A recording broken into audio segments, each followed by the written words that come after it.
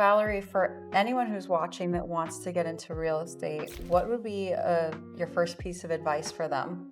I think real estate's changing, and I think that's important to be aware of. Yeah. I think that all the changes that are occurring, I feel like agents have been doing these things.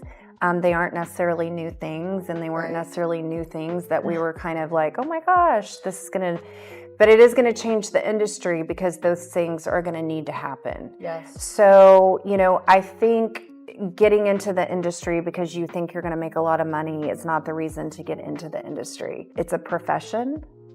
And I think that the rules that are taking place right now are going to help make it a better profession. And it's going to actually bring a lot of value to what we do. Yes. And so I think anybody kind of thinking about coming into the industry, it's really important to do it for the right reasons. And, you're hopeful that the money is going to be the outcome of doing a really great job and following the rules and doing what you should do.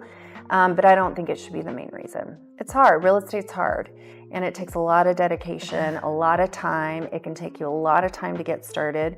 The biggest piece of advice that I would tell somebody is to find a mentor. Yeah. And that will just allow you to get up every day and be their little shadow and learn as much as you can and know how to write a contract and know the amendments and know listing paperwork. And even if, at one day when you hopefully are so successful, you can have a transaction coordinator, your name is on that contract and you want to know that it's written properly. Yes.